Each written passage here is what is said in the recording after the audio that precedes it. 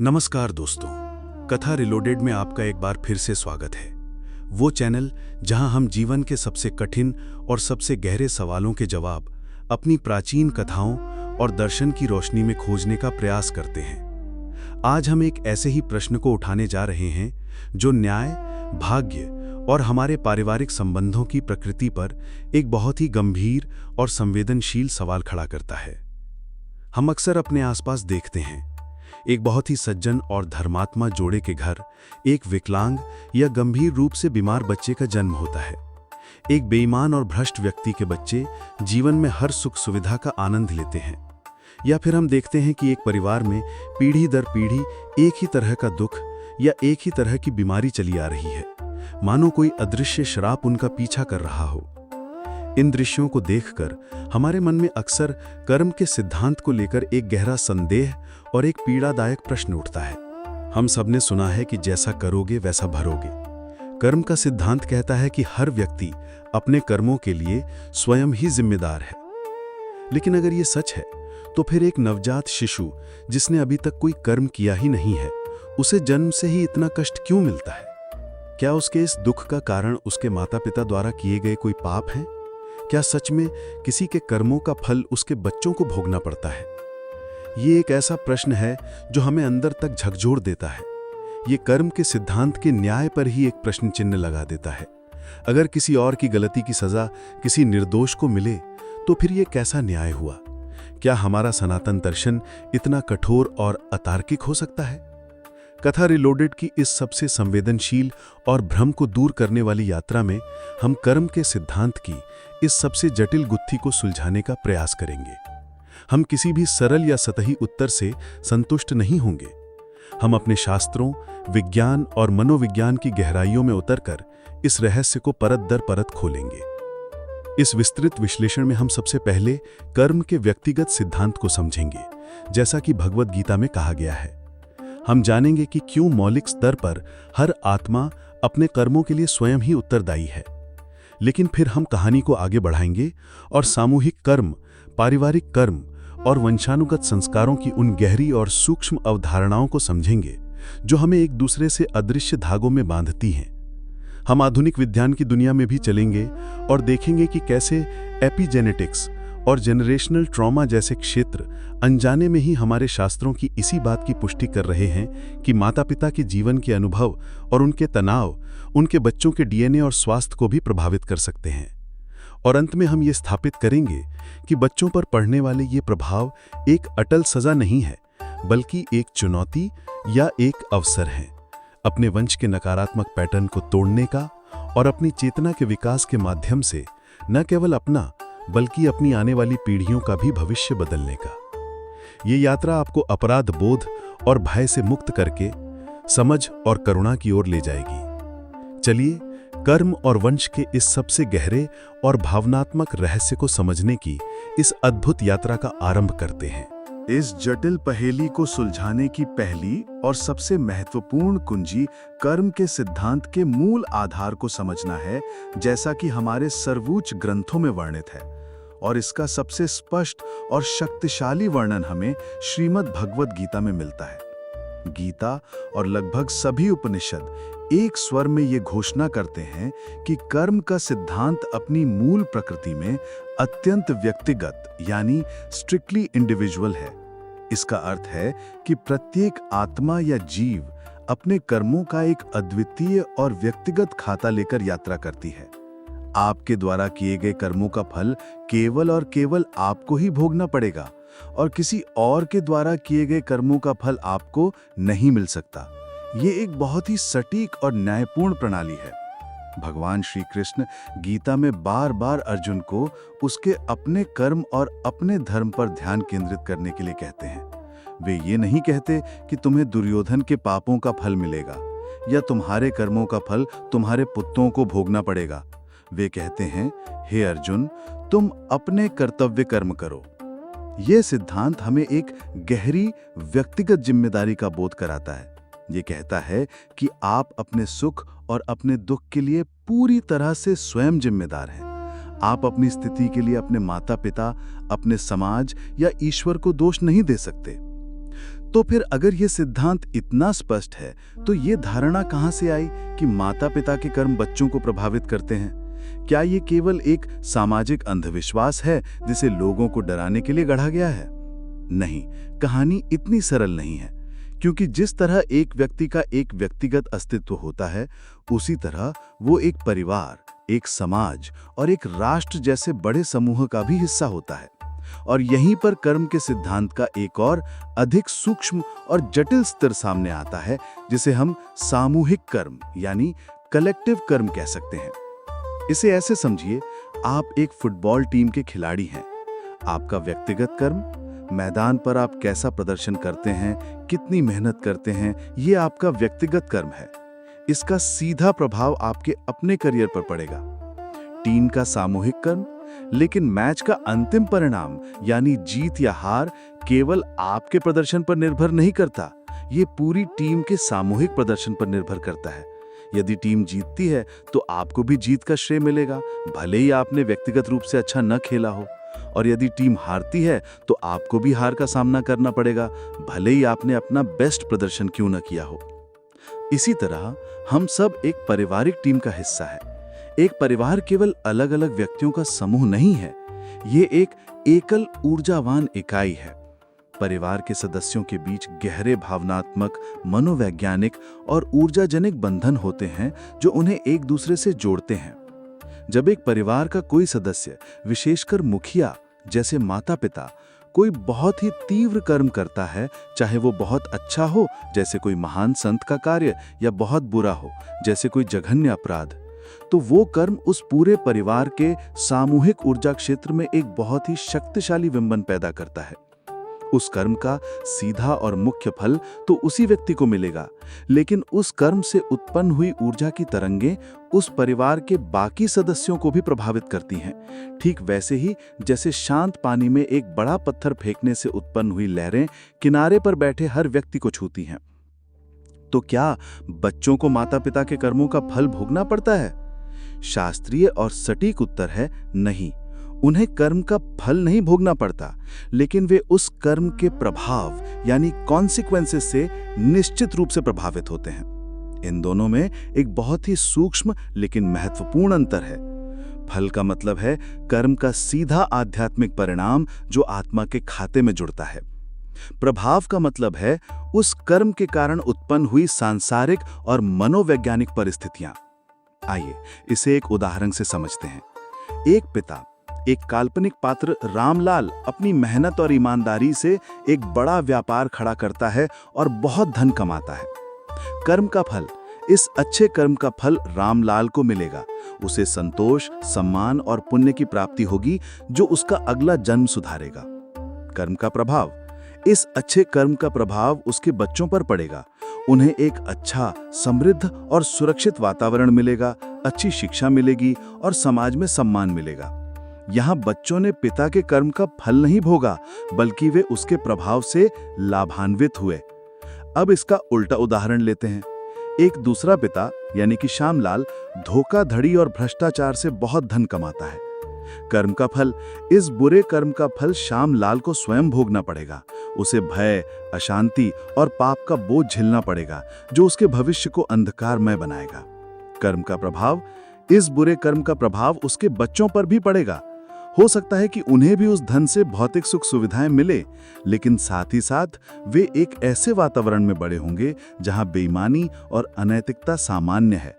हो सकता है कि एक दिन पिता के कर्मों का पर्दाफाश हो जाए और पूरे परिवार को सामाजिक अपमान और कानूनी समस्याओं का सामना करना पड़े। यहाँ बच्चों को पिता के पाप का फल सीधे तौर पर नहीं मिला, लेकिन वे उसके नकारात्मक प्रभाव से बुरी तरह प्रभावित हुए।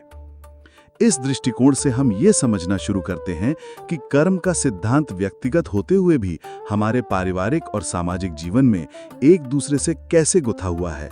हम सब एक दूसरे से जुड़े हुए हैं। हमारे कर्म केवल हमें ही नहीं, बल्कि हमारे आसपास के लोगों को, विशेषकर हमारे परिवार को गहराई से प्रभावित करते हैं। अब हम कथा रीलोडेड की शैली के अनुसार इस प्राचीन दार्शनिक अवधारणा को आधुनिक विज्ञान की तेज रोशनी में देखते हैं। क्या आज के विज्ञान के पास कोई ऐसा सबूत है जो ये बताता हो कि माता-पिता के अनुभव और कर्म उनके बच्चों को प्रभावित कर सकते हैं? इसका उत्तर आश्चर्यजनक रूप से हाँ है, और ये विज्ञान की एक बहुत ही नई और क्रांतिकारी शाखा से आता है, जिसे एपिजेनेटिक्स कहते हैं। एपिजेनेटिक्स हमें बताता है कि हमें अपने माता-पिता से डीएनए विरासत में मिलता है, जो हमारे बालों के रंग से लेकर हमारी आंखों के रंग तक सब कुछ तय करता है। लंबे समय तक ये माना जाता था कि ये डीएनए कोड पत्थर की लकीर की तरह है और इसे बदला नहीं जा सकता। लेकिन एपिजेनेटिक्स हमें एक बिल्कुल नई और चौंकाने वाली तस्वीर दिखाती है। एपी का अर्थ है ऊपर या बाहर। एपिजेनेटिक्स वो विज्ञान है जो ये अध्ययन करता है कि हमारे डीएनए के ऊपर ऐसे रासायनिक स्विच होते हैं जो हमारे पर्यावरण, हमारी जीवन शैली, हमारे खान पान और यहाँ तक कि हमारे अनुभवों और तनाव के कारण ऑन या ऑफ हो सकते हैं। ये स्विच हमारे डीएनए के मूल कोड को नहीं बदलते, लेकिन वे ये नियंत्रित करते हैं कि कौन सा जीन सक्रिय होगा यानी एक्सप्रेस होगा और कौन सा जीन निष्क्रिय रहेगा यानी साइलेंट रहेगा। अब यहाँ सबसे क्रांतिकारी बात आती है कि ये एपिजेनेटिक स्विच विरासत में मिल सकते हैं। इसका मतलब है कि आपके माता पिता या दादा दादी ने अपने जीवन में जो गहरा तनाव, कोई बड़ा आघात या कोई गंभीर बीमारी झेली है, वो उनके डीएनए पर एक एपिजेनेटिक निशान छोड़ सकता है और वो निशान आपको विरासत में मिल सकता है। उदाहरण के लिए, अध्ययनों में ये पाया गया है कि जो लोग बड़े अकाल या युद्ध के समय में गर्भवती थे, उनके बच्चों में और यहाँ तक कि उनके नाती पोतों में भी मधुमेह और हृदय रोग जैसी बीमारियों का खतरा अधिक था। क्यों? क्योंकि उस तनावपूर्ण अनुभव ने उनके डीएनए पर एक ऐसा एपिजेनेटिक स्विच ऑन कर दिया था जो शरीर को ऊर्जा को संग्रहित करने यानी वसा को स्टोर करने के लिए कहता था, और ये स्विच अगली पीढ़ियों में भी चला गया। ये क्या है? ये कर्म के सिद्धांत का एक आणविक प्रमाण है। ये सीधे तौर पर दिखा रहा है कि कैसे एक पीढ़ी के कर्म यानी तनावपूर्ण अनुभव का एक प्रभाव यानी एक सक्रिय एपिजेनेटिक स्विच अगली पीढ़ी के स्वास्थ्य और जीवन को सीधे तौर पर प्रभावित कर रहा है। इसी से जुड़ा एक और क्षेत्र है जेनरेशनल ट्रॉमा या वंशानुगत आघात का मनोविज्ञान। ये सिद्धांत कहता है कि बड़े आघात जैसे युद्ध, गुलामी या गंभीर पारिवारिक हिंसा केवल उस व्यक्ति को ही नहीं प्रभावित करते जो उसे झेलता है, बल्कि उसका मनोवैज्ञानिक और भावनात्मक प्रभाव पीढ़ी दर पीढ़ी यात्रा कर सकता है। एक बच्चा जो एक बहुत ही हिंसक या डरावने माहौल में पला बढ़ा है, वो बड़ा होकर अपने बच्चों के साथ भी वैसा ही व्यवहार कर सकता है, क्योंकि उसने वही सीखा है। या फिर वो आघात उस परिवार की सामूहिक चेतना में एक गहरे डर या अविश्वास के संस्कार के रूप में बैठ सकता है, जो अनजाने में ही अगली पीढ़ियों के व्यवहार और निर्णयों को प्रभावित करता रहता है। तो जब हमारे शास्त्र पितृदोष की बात करते हैं, तो क्या वे अनजाने में इसी एपिजेनेटिक विरासत और जनरेशनल ट्रॉमा की ओर इशारा कर रहे थे? जब एक नवजात शिशु बिना किसी स्पष्ट कारण के बीमार पैदा होता है, तो क्या यह संभव है कि उसे अपने माता-पिता या पूर्वजों से कोई नकारात्मक एपिजेनेटिक स्विच विरासत में मिला हो, जो किसी बीमारी के जीन को सक्रिय कर रहा हो? जब एक परिवार में पीढ़ी दर पीढ़ी गरीबी या असफलता का एक पैटर्न चलता है, तो क्या यह संभव है कि वे किसी गहरे वंशानुगत आघात या नकारात्मक विश्वास प्रणाली का शिकार हों? विज्ञान और अध्यात्म दो अलग-अलग भाषाओं में एक ही दिशा की ओर इशारा कर रहे हैं। वे कह रहे हैं कि हम केवल एक व्यक्तिगत इकाई नहीं हैं, हम अपनी वंश बेल का एक हिस्सा हैं। हम अपने पूर्वजों की कहानियों, उनके संघर्षों और उनके कर्मों की प्रतिध्वनियों को अपने शरीर की हर कोशिका और अपने मन की हर परत में लेकर चलते हैं। अब जब हम ये समझ चुके हैं कि कर्म का प्रभाव पीढ़ी दर पीढ़ी यात्रा कर सकता है, तो आइए हम अपने पौराणिक कथाओं के महासागर में उतरते हैं और देखते हैं कि ये सिद्धांत वहां कैसे प्रकट होता है। हमारी कथाएं ऐसे उदाहरणों से भरी पड़ी हैं जहां एक व्यक्ति के कर्म का प्रभाव उसके पूरे वंश पर पड़ता हुआ दिखाई देता है। इसका सबसे बड़ा और सबसे मार्मिक उदाहरण हमें महाभारत में देखने को मिलता है। कहानी की शुरुआत होती है राजा शांतनु से। सत्यवती से विवाह करने की अपनी इच्छा को पूरा करने के लिए उन्होंने अपने पुत्र देवव्रत यानी भीष्म से उसके राज्याधिकार और उसके भविष्य का बलिदान ले लिया। शांतनु का कर्म ये एक पिता का अपनी व्यक्तिगत इच्छा को अपने कर्तव्य से ऊपर रखने का कर्म था। इसका प्रभाव, इस एक कर्म ने एक पूरी श्रृंखला को जन्म दिया। भीष्म की प्रतिज्ञा के कारण हस्तिनापुर का सिंहासन हमेशा कमजोर और अयोग्य हाथों में रहा। इसी के कारण विचित्र वीर्य और पांडु का जन्म हुआ और अंततः धृतराष्ट्र और पांडवों के बीच संघर्ष की नींव पड़ी। क्या ये कहना गलत होगा कि महाभारत के महायुद्ध का एक बीज राजा शांतनु के उस एक स्वार्थपूर्ण निर्णय में छिपा था? उसका प्रभाव उनकी आने वाली 7 पीढ़ियों को भोगना पड़ा। दूसरा उदाहरण है राजा ययाति की कहानी। उन्हें उनके ससुर शुक्राचार्य द्वारा समय से पहले ही बूढ़े हो जाने का श्राप मिला। ये उनके अपने एक गलत कर्म का फल था, लेकिन उन्होंने अपने पुत्रों से अपनी जवानी उधार मांगी। उनके 4 पुत्रों ने मना कर दिया, लेकिन सबसे छोटे पुत्र पुरु ने अपने पिता के लिए अपनी जवानी का त्याग कर दिया। ययाति का कर्म, उन्होंने अपने कर्म का फल स्वयं भोगने के बजाय उसे अपने पुत्र पर डाल दिया।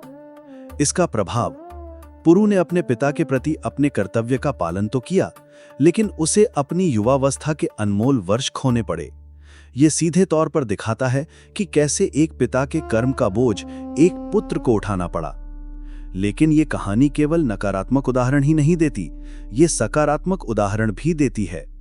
राजा भागीरथ की कहानी को याद कीजिए। उनके पूर्वज सगर के 60,000 पुत्र कपिल मुनि के क्रोध से भस्म हो गए थे और उनकी आत्माओं को मुक्ति नहीं मिली थी। ये उनके वंश पर एक पितृदोष की तरह था। भागीरथ का पुरुषार्थ, राजा भागीरथ ने अपने पूर्वजों को मुक्ति दिलाने का संकल्प लिया। उन्होंने हजारों वर्षों तक कठोर तपस्या की। पहले ब्रह्मा को प्रसन्न किया, फिर शिव को, और अंततः वे स्वर्ग से गंगा को पृथ्वी पर लाने में सफल रहे। गंगा के पवित्र जल के स्पर्श मात्र से उनके सभी 60,000 पूर्वजों को एक साथ मोक्ष की प्राप्ति हुई। इसका संदेश, ये कहानी एक शक्तिशाली संदेश देती है। ये कहती है कि हाँ, पूर्वजों के कर्मों का नकारात्मक प्रभाव वंश पर पड़ सकता है, लेकिन वंश में पैदा हुआ एक भी व्यक्ति यदि वो दृढ़ संकल्प और महान पुरुषार्थ करे, तो वो ना केवल अपना बल्कि अपने पूरे वंश का, अपनी सभी पिछली पीढ़ियों का उद्धार कर सकता है। ये एक बहुत ही आशावादी और सशक्त बनाने वाला विचार है। ये हमें बताता है कि हम अपने वंश के नकारात्मक पैटर्न को तोड़ने की शक्ति रखते हैं। तो फिर उस निर्दोष बच्चे का क्या, जो जन्म से ही कष्ट भोग रहा है? इस प्रश्न का उत्तर देने के लिए हमें कर्म और पुनर्जन्म के सिद्धांत को एक साथ मिलाना होगा। सनातन दर्शन कहता है कि उस बच्चे की आत्मा ने उस विशेष परिवार में जन्म लेने का चुनाव स्वयं किया था। क्यों? कर्मों का संतुलन। हो सकता है कि उस आत्मा के अपने ही कुछ पिछले प्रारब्ध कर्म ऐसे हों जिनका फल उसे इसी प्रकार का कष्ट भोग कर ही चुकाना था, और उस परिवार का भी कुछ ऐसा सामूहिक कर्म था जिसकी वजह से उन्हें एक बीमार बच्चे की सेवा करने का अवसर मिला। ये एक बहुत ही जटिल ब्रह्मांडीय समीकरण है, जहां अलग अलग आत्माओं के कर्म खाते एक दूसरे के साथ मिलकर संतुलित होते हैं। सीखने का अवसर। ये भी संभव है कि वो आत्मा एक बहुत ही विकसित आत्मा हो, जिसने इस कठिन जीवन का चुनाव जानबूझकर किया हो, ताकि वो करुणा, सहनशीलता और अनासक्ति जैसे गहरे आध्यात्मिक पाठ सीख सके, और साथ ही अपने माता पिता को भी सेवा और निस्वार्थ प्रेम का पाठ सिखा सके। ये दृष्टिकोण हमें किसी भी स्थिति को केवल सजा के रूप में देखने से रोकता है और उसे एक गहरे यद्यपि कठिन सीखने के अवसर के रूप में देखने में मदद करता है। तो इस पूरी संवेदनशील और गहरी यात्रा के बाद हम अपने मूल प्रश्न पर लौटते हैं। क्या किसी के कर्मों का फल उसके बच्चों को भोगना पड़ता है? इसका उत्तर एक सरल हाँ या नहीं में नहीं दिया जा सकता। ये एक बहुस्तरीय सत्य है। मौलिक आध्यात्मिक स्तर पर उत्तर है नहीं। हर आत्मा अपने व्यक्तिगत कर्मों के लिए स्वयं ही उत्तरदायी है।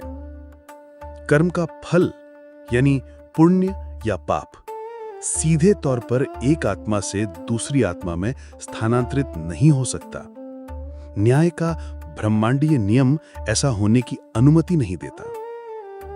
लेकिन व्यावहारिक, सांसारिक और ऊर्जावान स्तर पर उत्तर है हां। हम अपने माता पिता के कर्मों के प्रभाव से गहराई से और अनिवार्य रूप से प्रभावित होते हैं। हम उनकी भौतिक विरासत को भोगते हैं, हम उनकी सामाजिक विरासत को भोगते हैं, हम उनके मनोवैज्ञानिक विरासत को अपने भीतर लेकर चलते हैं। और जैसा कि अब विज्ञान भी कह रहा है, हम उनकी जैविक विरासत को भी, यानी एपिजेनेटिक निशान और जेनरेशनल ट्रोमा को भी अपने डीएनए में लेकर चलते हैं। तो हम एक द्वीप नहीं हैं, हम एक नदी की तरह हैं जिसमें हमारे पीछे की सभी पीढ़ियों का जल बह रहा है। उस जल में पोषण भी है और कुछ प्रदूषण भी। तो फिर हमारा पुरुषार्थ क्या है, हमारा कर्तव्य क्या है? इस सत्य को जानने के बाद हमारा कर्तव्य दो तरफा हो जाता है।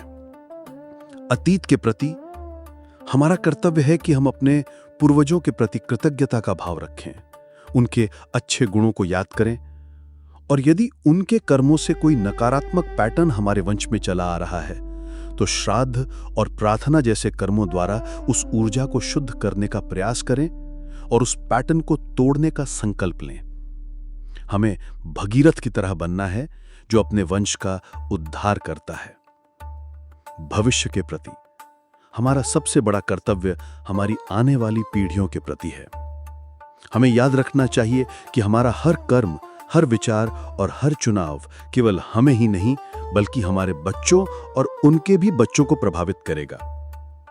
क्या हम उनके लिए एक स्वस्थ, सकारात्मक और प्रेमपूर्ण विरासत छोड़कर जाना चाहते हैं, या हम उन पर अपने ही अधूरे कर्मों का, अपने डरों का और अपनी नफरत का बोझ डालकर जाना चाहते हैं?